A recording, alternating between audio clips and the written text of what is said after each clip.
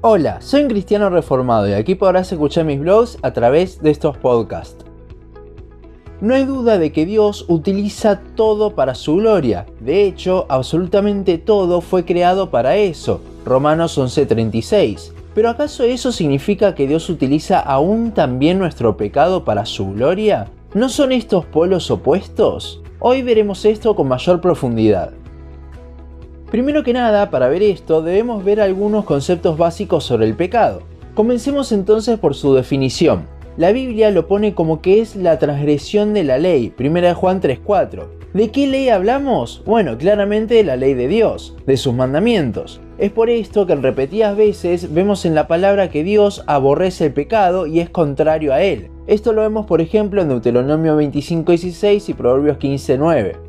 Muchos han llegado a describir al pecado como el enemigo de Dios. Sin embargo, si el pecado fuese el enemigo de Dios, este debería poder hacerle algo de competencia a nuestro Señor, cuando en realidad nada ni nadie puede. Si lo pensamos de esta forma, el Dios omnipotente y soberano no tiene enemigos tal cual. De vuelta, pensándolo de esta forma, porque no hay nadie que se pueda parar para hacerle frente. Aún así, no podemos negar que el pecado va en contra de la santidad de Dios, ya que justamente es eso, es ir en contra de su santidad, al igual que Satanás, quienes la Biblia los pone como enemigos, pero en un concepto de alguien que va en contra, no que tiene posibilidades contra Dios.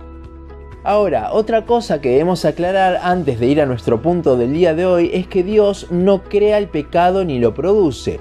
Creo que el primer capítulo de Santiago lo deja bastante en claro en los versículos 13 al 15. Cuando alguno es tentado, no diga que es tentado de parte de Dios, porque Dios no puede ser tentado por el mal, ni Él tienta a nadie, sino que cada uno es tentado cuando de su propia concupiscencia es atraído y seducido. Entonces la concupiscencia, después que ha concebido, da a luz el pecado, y el pecado, siendo consumado, da a luz la muerte. Dios, al ser santo, no puede pecar, ni tentar a alguien a que peque, porque eso iría en contra de la santidad que posee. No, el pecado se origina en nosotros, ni siquiera en el diablo. Y sí, muchas veces le echamos la culpa a él, pero el diablo no es omnipresente como nuestro Dios como para hacer pecar a todas las personas del mundo. Claramente, Satanás tuvo su parte tentando a Adán para que el pecado entre al mundo, pero fue por medio del hombre que entró, Romanos 5:12. Fue en Adán en quien se originó el pecado de las personas, por más de que el diablo haya incitado a ese pecado. Otra cosa a tener en cuenta es que si Dios no hubiese querido el pecado, no hubiese puesto el árbol del bien y del mal en el huerto. Pero no, Él lo puso. En su plan soberano, ese árbol y esa caída tenían un propósito. Una vez establecidas estas dos cosas, es que vamos a ver cómo Dios utiliza el pecado para su gloria igualmente. Como vimos en nuestra serie sobre los atributos de Dios, Él es soberano por sobre todo, y eso incluye el pecado. Dios tenía un único y perfecto plan desde el principio en el cual estaba contemplado el pecado. No es que Dios tenía un plan pero Adán pecó y tuvo que ir al plan B teniendo que cambiar todos sus planes. No, simplemente esto no es así porque Dios ya nos había escogido desde antes de la fundación del mundo para salvación. ¿Salvación de qué? Justamente del pecado que Dios tenía contemplado para que pasase en su plan. De vuelta, esto no lo hace a Dios autor del pecado para nada, sino que Él, siendo soberano, lo utilizó igualmente en su plan. Pensémoslo de la siguiente forma. Si Adán no hubiese pecado, Cristo nunca hubiese tenido que venir, morir y resucitar. No hubiese existido el Evangelio, que es donde Dios demostró todos sus atributos y donde más se glorifica.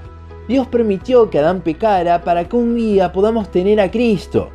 Y no solo Dios utilizó el pecado de Adán para darnos a Cristo, sino que cada acto en el Antiguo Testamento Dios lo ha utilizado para preparar el camino para el Mesías.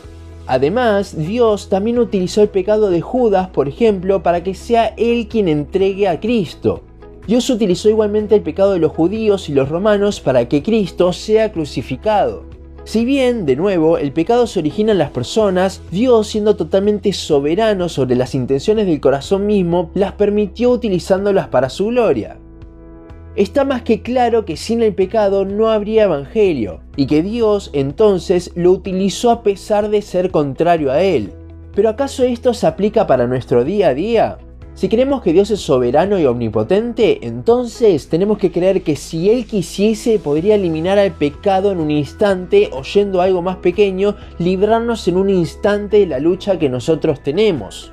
Piénselo, en un instante.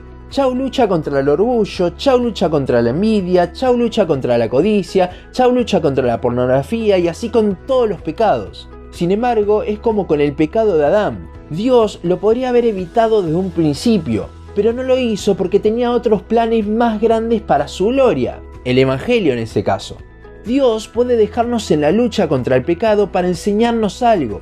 Lo más probable es que en nuestra lucha contra el pecado aprendamos a depender más de Él, a tener una relación más profunda con nuestro Salvador, a adorarle de forma más genuina, a tenerlo como prioridad y centro de cada una de nuestras cosas en nuestra vida, o muchas otras cosas más. Y con esto no quiero decir que continuemos con el pecado, bajo ningún punto de vista. Pablo lo deja bien en claro en la carta de Romanos cuando dice que no debemos perseverar en el pecado para que la gracia abunde. Romanos 6, 1 y 2. ¿Qué es lo que quiero que pensemos entonces? Muchas veces nos condenamos por seguir cayendo y vamos día a día llorando para que Dios nos libere de nuestra lucha. Lo cual me parece muy bien que nos duela seguir en esa lucha. A un cristiano le debe pasar eso, ya que en él mora el Espíritu Santo. Pero también deberíamos pensar que Dios nos quiere enseñar algo con aquello, que justamente es aquello en lo que estamos decayendo y necesitamos. Creo que es cuando comenzamos a trabajar en aquello que Dios nos quiere enseñar, cuando comenzamos a ganar nuestra lucha. Y es hermoso que detrás de todo eso siempre esté Dios produciendo ese querer y hacer para luchar. Todo siempre depende de Dios, pero si Dios nos va a librar de algo, quiere que entendamos el cómo, por qué y para qué.